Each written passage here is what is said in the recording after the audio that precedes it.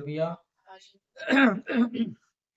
आइए हम परमेश्वर के वचन में जाएंगे। आज स्मरण के लिए पढ़ेंगे रोमियो की पत्री उसका 8 अध्याय उसका 33 पद।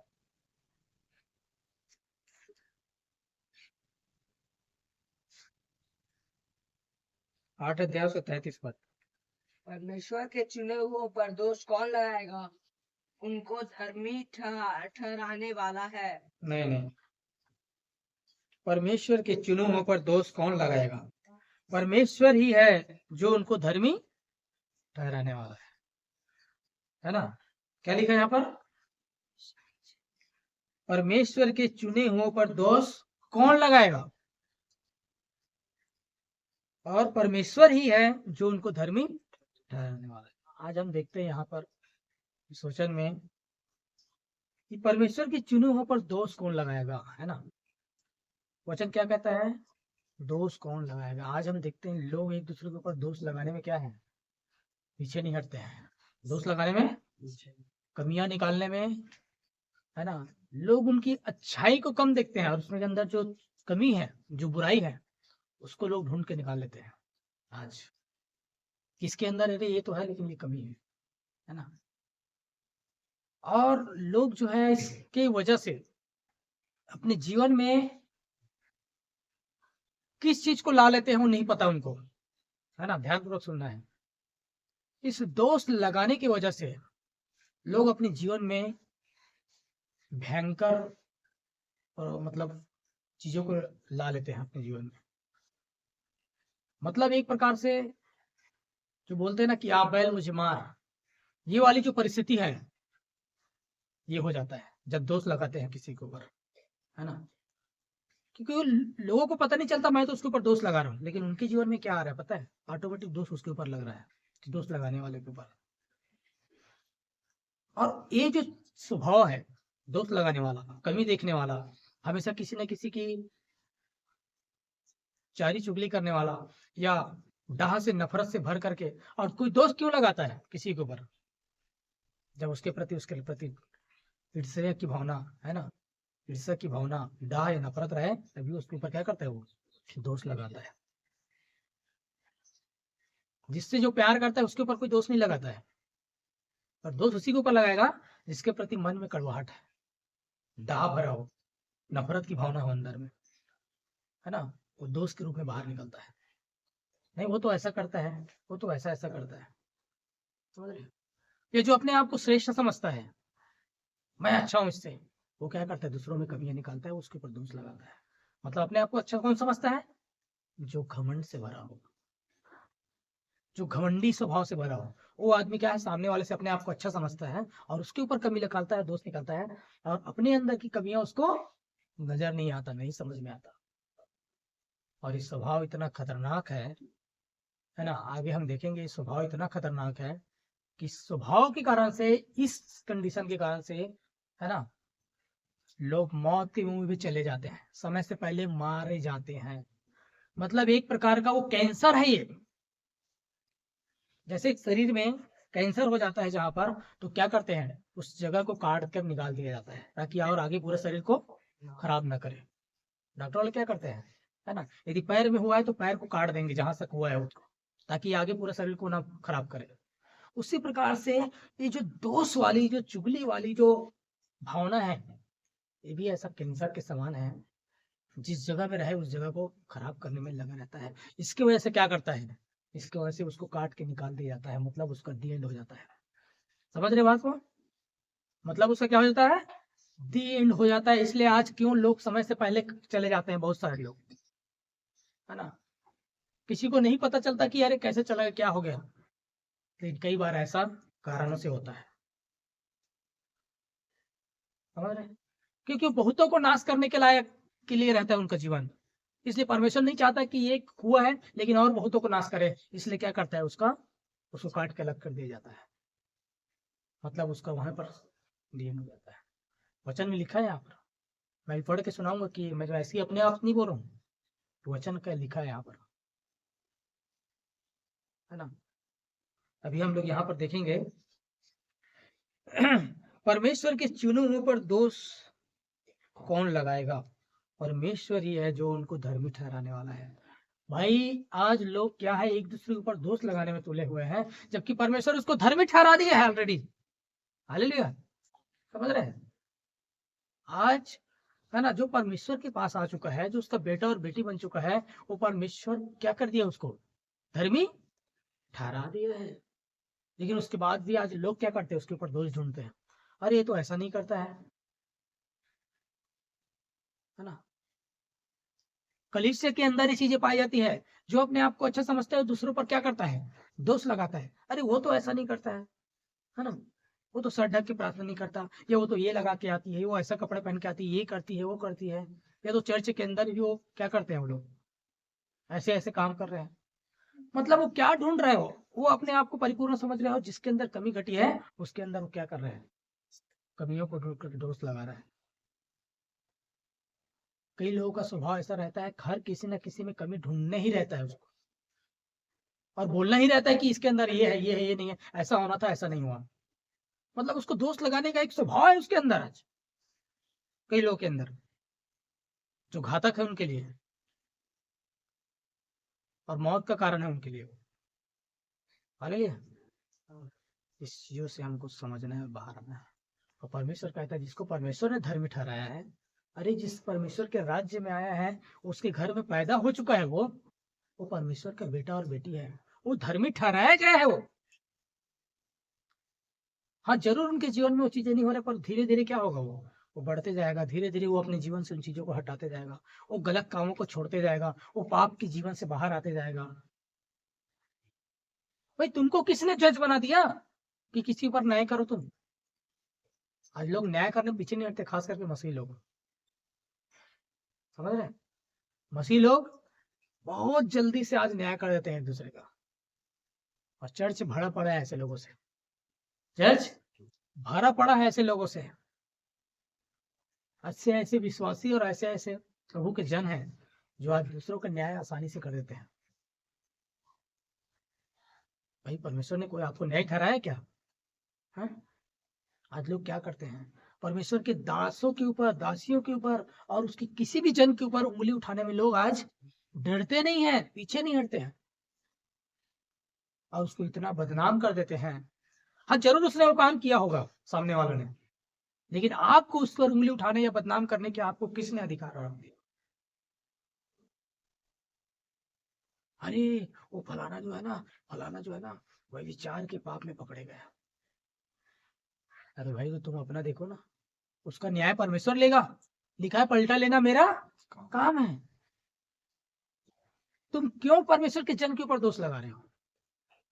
चाहे वो कुछ भी काम करें, चाहे वो शराब पीकर पड़े रहे, चाहे वो विचार में करते रहे, चाहे वो जीवन में हत्या किया हो, या जो भी किया हो, उसके लेखा वो देगा, परमेश्वर उससे लेगा। ये हमारा काम नहीं है कि उसके ऊपर हम उंगली उठाए और देखें। हालेलुया। आज लोगों के जीवन में कमियां को निकाल निकाल के लोग क्या कर रहे हैं, खुद का जीवन को नाश का कारण बना लिया। आज बहुत सारे लोग, उनको नहीं पता कि इसके कारण से क्या होता है ना। हम यहाँ पर देखेंगे आगे, याकूब 4 अध्याय। हालेलुया, जो भी चीज है, धन्यवाद यीशु, तेरी महिमा। याकूब 4 अध्याय निकाले,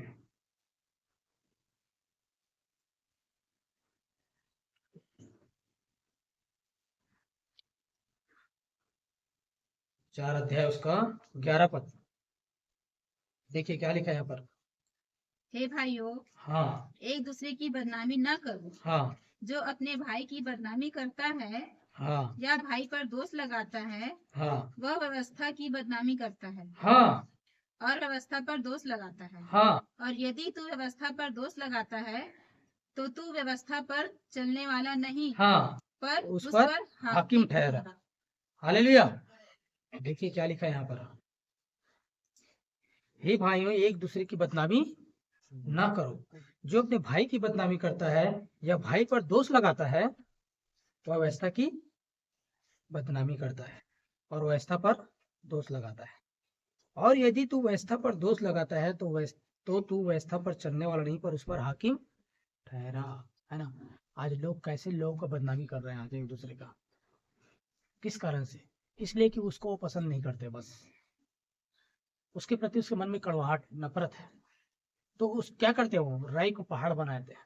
मतलब राई के समान बात रहेगा, मतलब छोटा सा बात रहेगा, उसको क्या करेगा वो, जिसके प्रति मन में कड़वाहट और नफरत भरा है वो उसको हाईलाइट कर देगा। अरे इसने ऐसा किया, जबकि आपको करना कीजिए, अगर वो हाईलाइट करने वाली बात रहे तो उसको भी क्या करो तुम, दबाओ, उसको ये करो, उसको ओपन में ये मत करो, क्योंकि ये परमेश्वर की ओर से क्या आता है, बहुत खतरनाक चीज है ये। आज लोग लोगों के जीवन को बदनामी करने में इतना तुले हुए, इतना बदनाम करते हैं, बाहर के लोग नहीं, अंदर के लोग ही। एक मसीह भाई का, मसीह बहन का बदनामी कर रहे हैं, मसीहों के अंदर चर्चों में एक पास्टर की बदनामी कर रहे हैं, एक सेवक दूसरे सेवक की बदनामी कर रहे हैं कि उसने उसके बारे में ऐसा जान लिया। अरे जाने तो अपने तक रखो, उसका ढिंढोरा क्यों पिट रहे हो? वो भी परमेश्वर का बेटा है, उसके अंदर ही परमेश्वर रहता है। तुम उसका ही बदनामी नहीं कर रहे, उस परमेश्वर का बदनामी करो जो उसके अंदर वास करता है। हालेलुया। उसका लेखा वो देगा जरूर, परमेश्वर उससे लेखा लेगा, परमेश्वर उसका न्याय करेगा। आपको और मुझे इसका न्याय करने की जरूरत नहीं है किसी की। हमको किसी से बदनाम नहीं करना है, चाहे छोटी बात में हो चाहे बड़ी बात में हो, चाहे मैटर कितना भी बड़ा रहा है कितना भी छोटा रहा है, किसी के ऊपर हमको उंगली उठाने या दोष लगाने की हमको कोई हक और अधिकार नहीं दिया है परमेश्वर ने। अगर ऐसा करता है वो अपने ऊपर दंड को लाता है, अपने ऊपर क्या करता है वो, दंड को लाता है। अभी मैं वचन पढ़ के सुनाऊंगा, अपने ऊपर दंड को लाता है। हालेलुया। यहाँ पर जो लिखा है,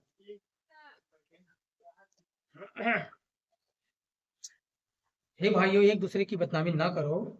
जो अपने भाई की बदनामी करता है या भाई पर दोष लगाता है वो क्या करता है, वो व्यवस्था की बदनामी करता है और व्यवस्था पर दोष लगाता है। आप परमेश्वर की व्यवस्था पर, परमेश्वर के वचन के ऊपर दोष लगा रहे हैं। सोचिए कितनी बड़ी बात बोल रहे हैं वचन। जो अपने भाई की बदनामी कर रहा है, उनको नहीं पता कि मैं तो खाली बोल दिया कर दिया। अरे तुम उस जिस परमेश्वर को मानते हो उस परमेश्वर के व्यवस्था के ऊपर दोष लगा रहे, उसके जीवित वचन के ऊपर दोष लगा रहे, और उस पर तुम चलने वाला नहीं लिखा है, तुम उस पर हाकिम ठहर के उस पर न्याय करने वाला बना दिया। सोचिए कितनी बड़ी बात है, और इसको परमेश्वर देखता है, इसलिए भयंकर बात है ना। और 12 पद में लिखे, व्यवस्था देने वाला और हाकिम तो एक ही है, जो बचाने और नाश करने में क्या है, सामर्थ है। पर तू कौन है जो अपने पड़ोसी पर दोष लगाता है? हालेलुया। पर तू कौन है जो अपने पड़ोसी पर दोष लगाता है? हा? आज लोगों का जीवन जब तक किसी के ऊपर दोष ना लगाए, उंगली लगाए, लिखा है वचन में कि उसके खाना नहीं पचता, दूसरे के ऊपर में कमी देखने के कारण से, दोष लगाने के, है ना। बहुत ही खतरनाक और भयंकर चीज है, और इससे आज अच्छे अच्छे लोग ग्रसित हैं। कलीसिया के अंदर लोग ग्रसित है, पूरा मस्जिद भाई बहन लोग, विश्वासी लोग, और परमेश्वर के जन बेटे और बेटियां, उसके दास और दासी लोग भी ग्रसित है। आज अच्छे अच्छे सेवक लोग ग्रसित है इन चीजों से, क्योंकि जो अपने आप को अच्छा है वो सामने वाले को छोटा देखता है, कमजोर देखता है, और उसके ऊपर दोष लगाता है, ये नहीं करता वो नहीं करता।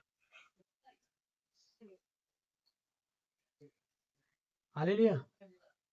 अरे प्रभु यीशु मसीह के पास जब उस व्यभिचारी स्त्री आई थी तो उसने दोष लगाया था क्या यीशु मसीह ने? जबकि वो विचार में करते हुए पकड़ी गई थी, और उस समय नियम था उसको पत्थरवा करके मार दिया, लोग उसको दौड़ा रहे थे मारने के लिए। जब यीशु मसीह के पास लाया गया तो प्रभु यीशु मसीह ने क्या कहा वहां पर, कि जो तुम में निष्पाप हो वही इसको पत्थर मारे। जब ऐसा बोला तो किसी ने नहीं मारा उसे, क्योंकि उसको पता था कि हम सब क्या है, पापी, और कैसे करते हैं हम लोग।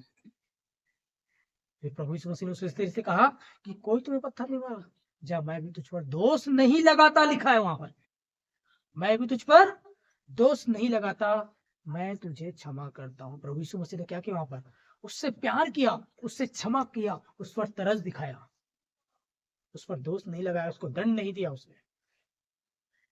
हालेलुया। और वही चीज आपको और मुझे करने के लिए बोलता है। और हम लोग क्या करते हैं, हम लोग तो गड़े मुर्दे उखाड़ते हैं, नहीं इसने ऐसा किया, नहीं उस समय ऐसा किया था। कैसे कैसे करते हैं बताओ। अरे उसको ढांपने, उसके छुपाने के बदले हम लोग क्या करते हैं, उखाड़ते हैं, उसको उभारते हैं, उसका नंगापन को दिखाते हैं। हालेलुया। हम बाइबल में देखते हैं नूह के साथ जो घटना हुआ, नूह क्या हुआ था, अंत में वो क्या हो गया था, वो नंगा पड़ा था, लिखा है। पर उसके बेटे ने क्या किया, उसके नंगापन को ढांपा। मतलब नंगापन को ढांपना वाला होना चाहिए। वचन हमको यही सिखाता है। प्रभु ने इस व्यभिचारी स्त्री का क्या किया, उसको उसने क्या किया, क्षमा किया, उस पर दोष नहीं लगाया और उससे प्यार किया। हालेलुया। और याद रखना, और उसका जीवन क्या हो गया पता है, उसका जीवन बदल गया। उस स्त्री को प्रभु के जब क्षमा और प्यार ने क्या किया, उसको जीवन को एक सही इंसान बना दिया। उस अपने पाप का जीवन से बाहर आ गई वो स्त्री, वो प्रभु की बेटी बन गई। अगर उसको दंड दिया जाता तो वो नाश हो जाता, या कभी वो परमेश्वर के प्यार को नहीं समझ पाती। लेकिन प्रभु यीशु मसीह ने क्या किया, वो प्यार को दिखाया कि बेटी मैं तेरा पिता हूं कैसे करता। परमेश्वर ने उसमें हमें दिखाया। तो हमारा भी काम क्या होना चाहिए, हमको किसी के ऊपर दोष नहीं लगाना चाहिए। अगर दोष लगाने का कारण भी है तो भी उसको हमको क्या करना चाहिए, क्षमा करना चाहिए और उसको ढांप के चलना चाहिए। हाँ, जहां समझाने चिताने के लायक बात है उसको चिता दे, समझा दे। पर किसी और के सामने उसको दोष लगा के उसको जलील करना, उसको नीचा दिखाना, उसमें कमियां निकालना, ये क्या है, ये स्वयं के लिए हानिकारक है, दंड का कारण है। हालेलुया। इसलिए इस बात को समझ ले। आज लोग बड़ी आसानी से, इतना आसानी से एक दोष लगाते हैं, अरे मैं तो अच्छा हूं, मैं ऐसा हूं। इसके परिणाम नहीं जानते आज बहुत सारे हमारे मसीह भाई बहनों सेवक लोग, इसका परिणाम कितना भयंकर है ना, इसका परिणाम कितना भयंकर है। वो श्राप को लाता है, श्राप को और दंड को लाता है, और मौत का कारण भी होता है। इस बात को याद रखिए। और बहुत सारे लोग चले गए इसी कारण से, क्योंकि उनका जीवन ऐसा था। क्योंकि मैंने बताया वो कैंसर के समान है ये। जैसे हमारे शरीर में कहीं पर कैंसर होता है तो उस अंग को काट दिया जाता है ताकि पूरे शरीर को नाश न करे, वैसा ही ये स्वभाव है जिसके जीवन में आता है वो बहुत सारे लोगों के जीवन को नाश कर सकता है, पूरे मंडली को बर्बाद कर सकता है। इसलिए उसको वहां से हटाया जाता है।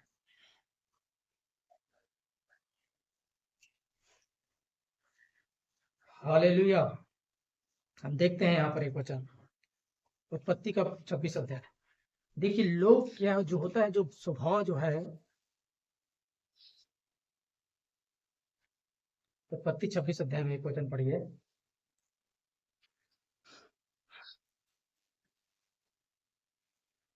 यहाँ पर देखते हैं हम एक घटना यहाँ पर जो इसहाक के साथ हुआ। 12 पद से मैं पढ़ रहा हूँ। फिर इसहाक ने उस देश में जोता बोया और उसी वर्ष में 100 गुना फल पाया, और यहोवा ने उसको आशीष दी। और आगे लिखा है, और वह बढ़ा और उसकी उन्नति होती चलेगी, यहाँ तक कि वह अति महान पुरुष हो गया। और आगे क्या लिखा है, जब उसके भेड़ बकरी गाय बैल और बहुत से दास दासियां हुई, तब फलिस्ती उससे डाह करने लगे। हालेलुया। क्या करने लगे, डाह करने लगे, जलन ईर्ष्या से भर गए। कब, जब इसहाक ने उन्नति को प्राप्त किया। अकाल के समय जब पूरा देश, पूरा संसार में अकाल पड़ा हुआ था, पूरे देश में, है ना, तब वचन कहता है कि इसहाक ने उस जोता और बोया उस समय विश्वास के साथ, और परमेश्वर ने उसको लिखा है कि उसको 100 गुना दिया, 100 गुना दिया। वो इतना काटा, वो 100 गुना काटा, केवल 10 20 50 80 90 नहीं, पूरा 100 गुना वो फलवंत हुआ, 100 गुना उन्नति किया। और लिखा है कि उसके गाय बैल भेड़ बकरी, उसके सारे चीज क्या हो गए, बढ़ गए, वो धनाढ्य हो गया और उन्नति को प्राप्त किया। तो लिखा है फिर जो लोग उस समय थे फलिस्ती लोग क्या किए, उससे डाह करके ईर्ष्या से करने लगे, जलन होने लगा। देखिए बहुत खतरनाक स्वभाव है। जब लोग उन्नति करते हैं ना तो कितने लोग डाह से भर जाते हैं, क्योंकि उसको बढ़ते हुए नहीं देख सकते।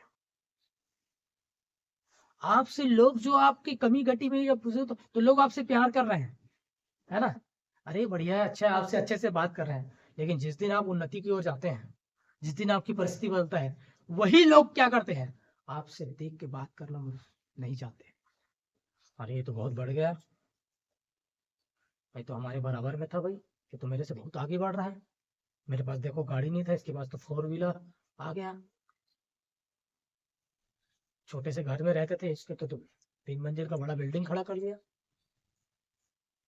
क्या ठाट बाट हो गई। तो लोग क्या करने लग जाएंगे आपसे, बहुत सारे लोग आपसे जलन से और डांट से भर जाएंगे आपकी उन्नति के कारण से। और वो लोग फिर से आपको सीधे मुंह देखना पसंद नहीं करेंगे, क्योंकि वो आपने आपके बराबर में नहीं है, इसके कारण से आपसे डाह करने लग जाते हैं।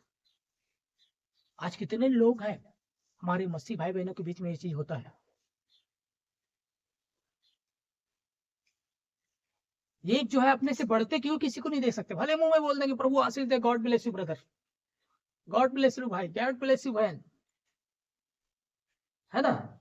लेकिन जब उनके ही बीच में का कोई निकल जाए, अगर परमेश्वर उसको उठा दे, तो क्या करते हैं, उनसे डांट से करने पड़ते हैं, जलन से भर जाते हैं, उसको पैर खींचने की कोशिश करते हैं, फिर उसके ऊपर दोष लगाना चालू करेंगे, क्योंकि तुम उसका बराबरी नहीं कर पा रहे हो, उसके समान नहीं बन रहे हो, इसके लिए क्या कर रहे हैं लोग, दोष लगा रहे हैं, पीछे छटे हुए हैं। अरे जो काम वो कर रहा है, वो काम अगर वो नहीं कर पा रहा है, इसके कारण से दोष लगाते हैं, नहीं वो उसका अच्छा नहीं है। याद रखना, ये चीजें शुरू से होते आ रहे हैं ना, प्रभु यीशु मसीह के टाइम में हुआ, लोग यीशु मसीह के ऊपर भी उंगली उठाए थे। अरे उसको बोले थे तो दुष्ट आत्माओं की सहायता से क्या करता है, काम करता है, चंगा करता है, बीमारों को ठीक करता है। प्रभु यीशु मसीह को नहीं छोड़े, उसको बोलते थे कि दुष्ट आत्मा की सहायता से चंगा करता है, बीमारों को ठीक करता है, दुष्ट आत्मा को निकालता है। वही तो लोगों के साथ, ऐसे लोगों के साथ क्या करता है, पापियों के साथ खाता पीता बैठता है, उसके ऊपर दोष लगाते थे यीशु मसीह पर। आज भी कितने लोग हैं जो एक दूसरे पर दोष लगाते हैं। आज भी कितने सेवक लोग एक दूसरे पर क्या है, एक दूसरे सेवक के ऊपर दोष लगाते हैं, नहीं उसके पास तो ऐसा है, वो लोग ऐसे करते हैं, ऐसे करते हैं, जी वचन की विपरीत है, ऐसे है वैसे। भाई तुमको किसने ज्ञान बांटने बोल दिया, किसने अधिकार दे दिया उसके ऊपर न्याय करने के लिए, उसका लेखा वो देगा। हालेलुया। तुमको जज किसने बना दिया, तुम कैसे किसी को जज कर सकते हो। हमको किसी को जज नहीं करना है, क्योंकि यह काम परमेश्वर का है, हमारा नहीं है। हालेलुया। इस बात को समझना है, जब लोग ऊंचाई में जाते हैं, जब बढ़ते हैं, तो लोग क्या करते हैं, उससे डाह और जलन करने लग जाते हैं। जैसे इसहाक के साथ उनके बीच के लोगों ने किया, फिलिस्तीनियों ने क्या किया, उससे डाह करने लग गए। आज भी हमारे बीच में, हमारे जीवन में हम देखते हैं ऐसे लोग के भरे पड़े हुए हैं, ऐसे लोगों से भरा पड़ा हुआ है कलीसियाएं, मसीह संगठने, फेलोशिप के अंदर भरे पड़े हैं ऐसे सेवक, सेवकों को बढ़ते हुए नहीं देखते। भले मुंह से बोलेंगे God bless you brother, God bless you भाई बहन, लेकिन जब बढ़ते हैं तो अंदर से डाह से भर जाता है। अरे ये तो मेरे से अच्छा प्रचार करता है, अरे ये तो मेरे से ज्यादा क्या कर रहे हैं, परमेश्वर इसको इस्तेमाल कर रहे हैं। तो बाहर से तो जरूर हाथ मिलाएंगे, हंसेंगे, लेकिन अंदर में क्या है, डाह रखे रहते हैं लोग। आज जब आप ऊपर बढ़ेंगे, जब उन्नति करेंगे, जब जो आप नहीं कर पाते थे वो करना स्टार्ट करेंगे, तो कई लोग आपके पैर खींचेंगे, कई लोग आपसे डाह करेंगे, जो यीशु मसीह के साथ भी किए थे। हालेलुया। इस बात को समझना है, पर इससे हमको फर्क नहीं पड़ना चाहिए। हालेलुया, है ना। ना हमको किसी को बढ़ते हुए देख करके किसी को ऐसा नहीं होना है कि अरे मैं तो यहीं पर हूँ, परमेश्वर उसको कैसा बढ़ा दिया। आपका भी समय आएगा, है ना, आपका भी समय आएगा। इंतजार करो, परमेश्वर के चरणों में बैठे रहो, वो अपने हर एक वादा और प्रतिज्ञा को वो पूरा करता है। सबका एक अलग जीवन रहता है, सबका लेने का तरीका अलग होता है, सबका परमेश्वर के साथ एक अलग संबंध होता है। जरूरी नहीं जैसा उसका संबंध है वैसा आपका संबंध है, सबका एक अलग रिश्ता है परमेश्वर के साथ, एक घनिष्ठता अलग है सबके साथ, किसी का अलग, किसी वचन में लिखा है जा जैसे तेरे विश्वास है तेरे लिए हो जाए। उनका विश्वास अलग है, आपका विश्वास अलग है, आप उस स्तर के विश्वास नहीं कर पाए, तो इसलिए आप उस ऊंचाई में नहीं जा पाए। जिस दिन आपका विश्वास का स्तर उस लेवल में चला जाएगा, उस दिन आप भी उस लेवल में चले जाओगे। जिसको देख के आपके मन में डर आ रहा है या कड़वाहट आ रहा है या ऐसा लग रहा है कि परमेश्वर मुझे नहीं बढ़ा रहा है, उसको बढ़ा रहा है। एक विश्वास का लेवल होता है, और वचन में लिखा है जैसा तेरा विश्वास है तेरे लिए हो जाए। सबका एक विश्वास का लेवल है। आप अपने विश्वास को उस लेवल में कीजिए तो आप भी उस लेवल में जाएंगे। हालेलुया, जिसमें सामने वाला में पहुंच गया। तो यहाँ पर हम देखते हैं इसहाक के जीवन के, इसहाक के आशीष को, इसहाक की उन्नति को देख करके लोगों ने क्या किया, डाह से भर गए, जो कि बहुत ही भयंकर और खतरनाक है ना। यहाँ पर हम एक वचन और निकालेंगे, यूहन्ना, एक घटना और हम देखेंगे, यूहन्ना 21 अध्याय, यूहन्ना सुसमाचार उसका 21 अध्याय। यहाँ पर हम देखते हैं, हालेलुया, ग्लोरी जीसस, 21 अध्याय उसका 18 पद से देखिए। यहाँ पर लिखा है, मैं तुमसे सच सच कहता हूं, जब तू जवान था तो अपनी कमर बांधकर जहां चाहता था वहां फिरता था, परंतु जब तू बूढ़ा होगा तो अपने हाथ फैलाएगा और दूसरा तेरी कमर बांधकर जहां तू न चाहेगा वहां तुझे ले जाएगा। देखिए पतरस के बारे में प्रभु यीशु मसीह पतरस की उसकी मौत का, उसकी मृत्यु का क्या कर रहा है, प्रभु यीशु मसीह भविष्यवाणी कर रहा है कि तू कैसी मृत्यु से मरेगा पतरस, है ना।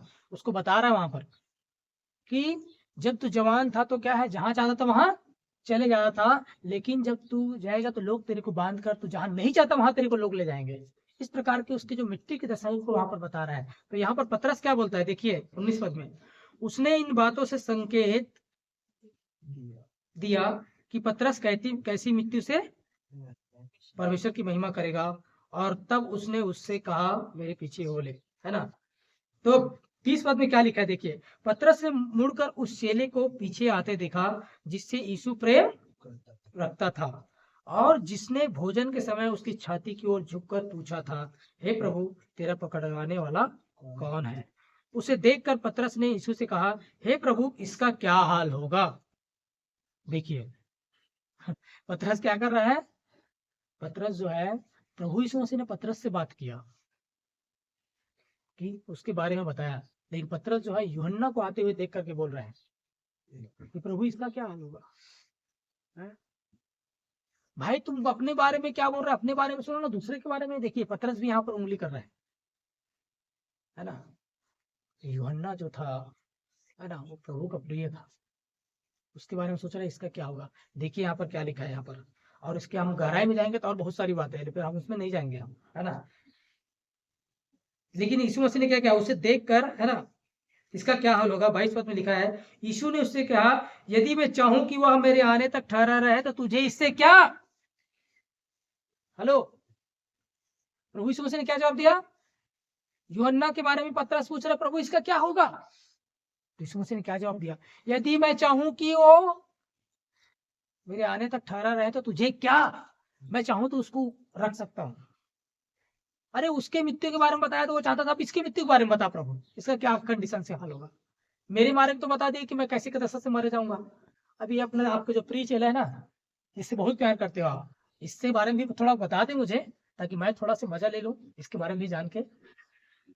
आज होता है ना बहुत सारे लोगों के जीवन में स्वभाव, अपने उन चीजों को जानने के बाद दूसरे के बारे में लोग उतावला होते हैं, अरे इसके बारे में भी कुछ बताओ ना, थोड़ा मजा आएगा, इसके अंदर क्या क्या कमी है, इसके साथ कितना क्या क्या व्यवहार होगा, है, इसने भी तो ऐसा ऐसा किया है, इसके साथ क्या होगा, थोड़ा बताओ, थोड़ा भी मजा ले लूं कि इसको भी सजा मिलेगा, इसको भी दंड मिलेगा, ये भी मरेगा, ये भी ऐसा होगा, वैसा होगा, ये होगा। मेरे तो जान गया, मेरे तो पता चल गया। आज कितने लोग का ऐसा स्वभाव है कि नहीं, आज बहुत लोग चाहते हैं कि मेरे साथ ठीक है, मेरे साथ मुझे नुकसान हुआ, सामने वाले का नुकसान और ज्यादा देखना चाहता है, फिर अपने आप को संतुष्ट करता है, हाँ ठीक है मेरे साथ ऐसा हुआ था कि मेरे से बढ़कर उससे हुआ, अब मुझे कोई दिक्कत नहीं है।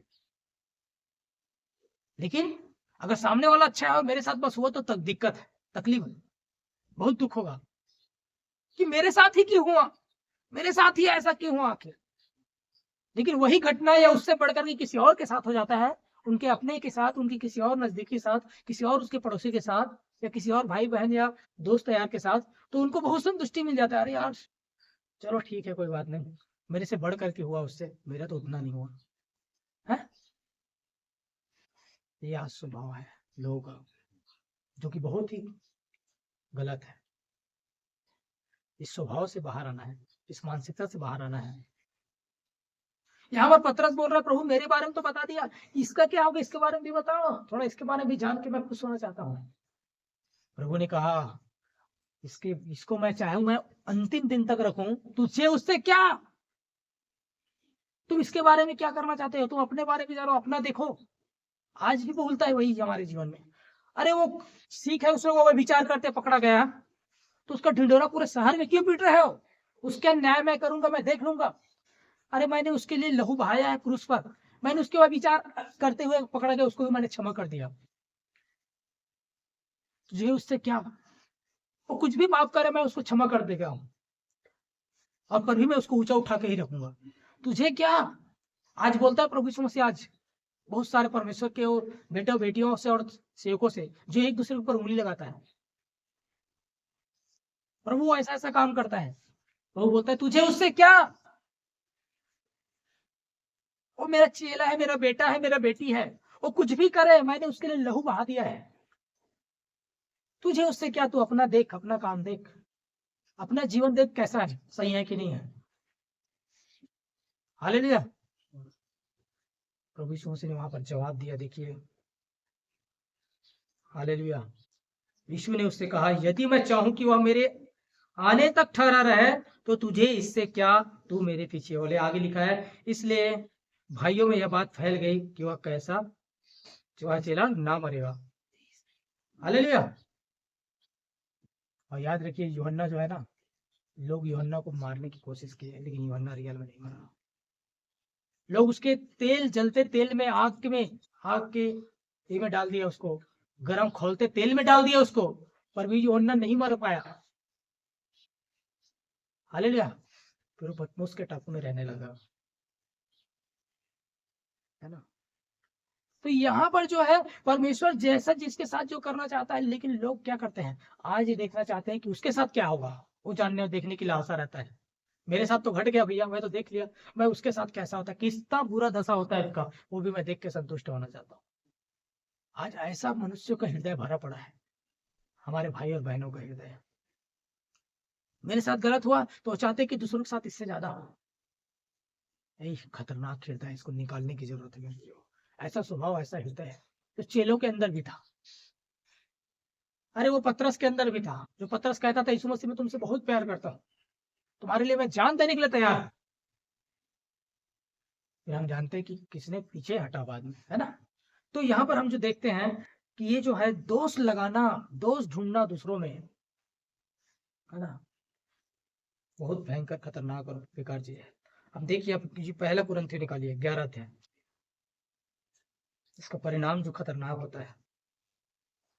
पहला कुरिन्थियों 11 अध्याय, इसके बाद समाप्त करेंगे।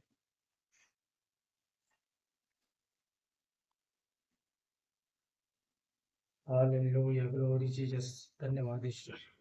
पहला कुरिन्थियों 11 अध्याय, 11 पद है।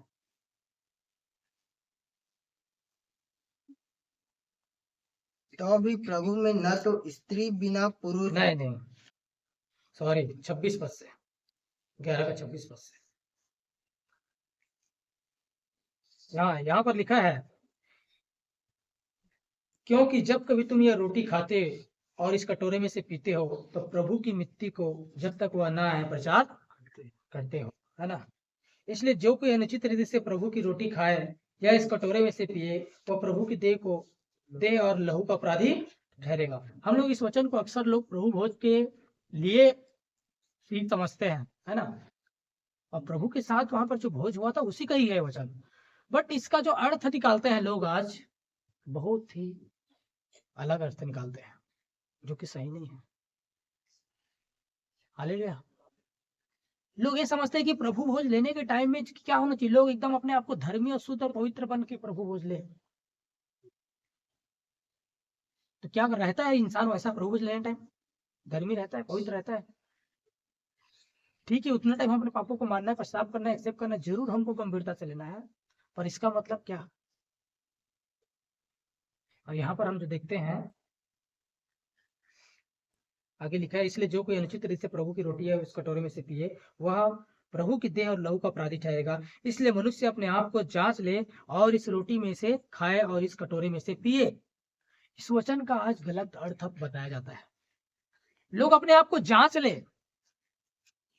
है ना, कि मैं पापी हूं कि नहीं, मैं बपतिस्मा लिया हूं कि नहीं, या मैं और ऐसा काम किया हूं कि नहीं, है ना, और इस कटोरे में से पिए। जरूर हम अपने आप को जांचना है, अपने आप को हम सही करना है, गलती हुआ उसके लिए क्षमा मांगना, पश्चाताप करना है हर प्रतिदिन, क्योंकि यीशु का लहू हमें हर दिन धोता है, हमें शुद्ध करता है। प्रभु यीशु का लहू हमको रोज धोता है, शुद्ध करता है।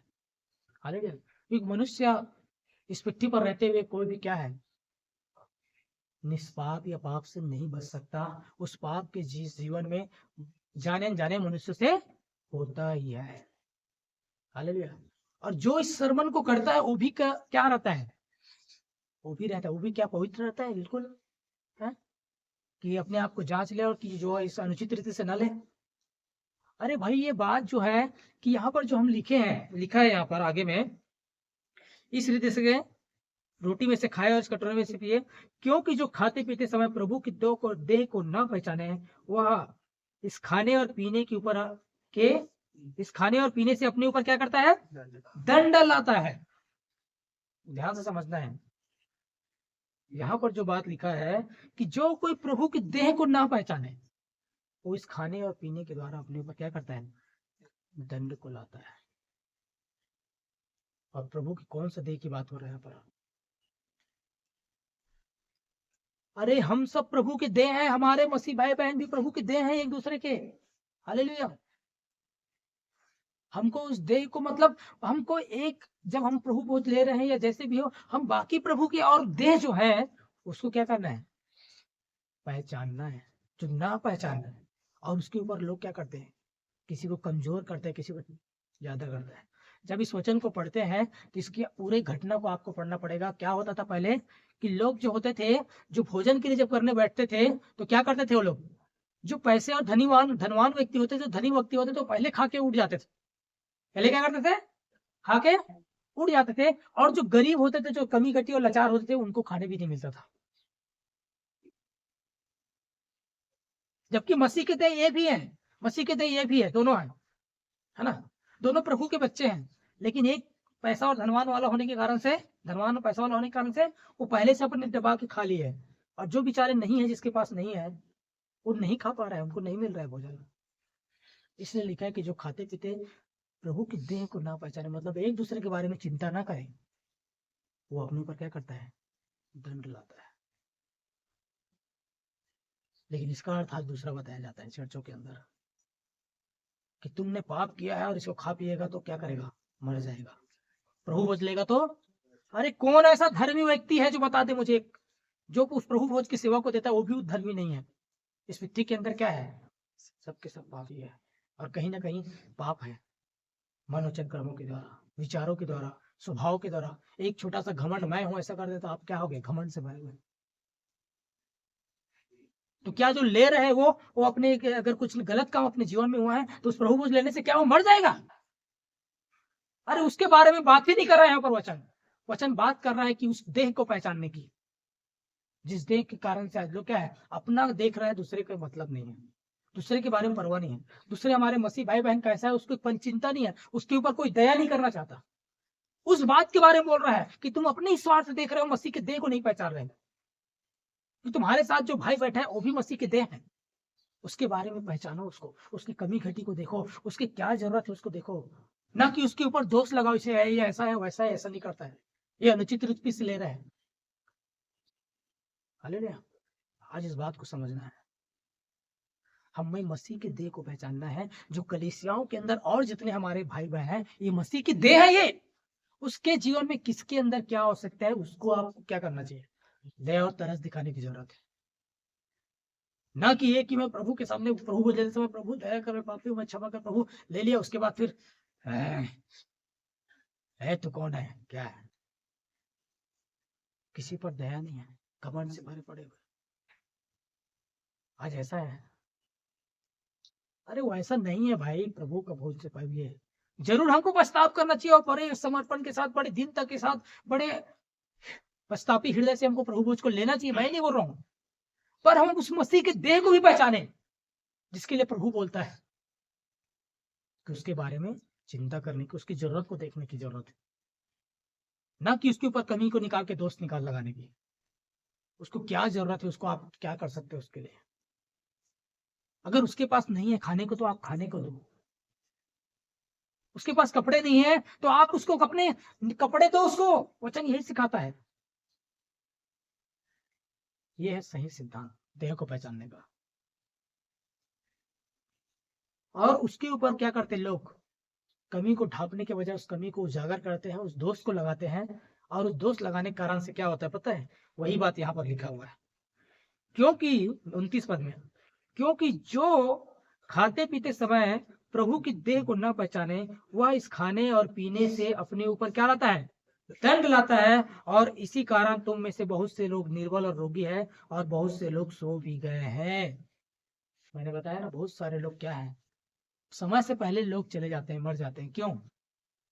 क्योंकि कईयों के जीवन में ये स्वभाव भयंकर रूप से काम करता रहता है और अपने ऊपर वो दंड को लाता है, भाइयों में दोष लगाने की वजह से, भाइयों में कमी निकालने की वजह से, क्योंकि वो मसीह के देह को नहीं पहचान रहे हैं।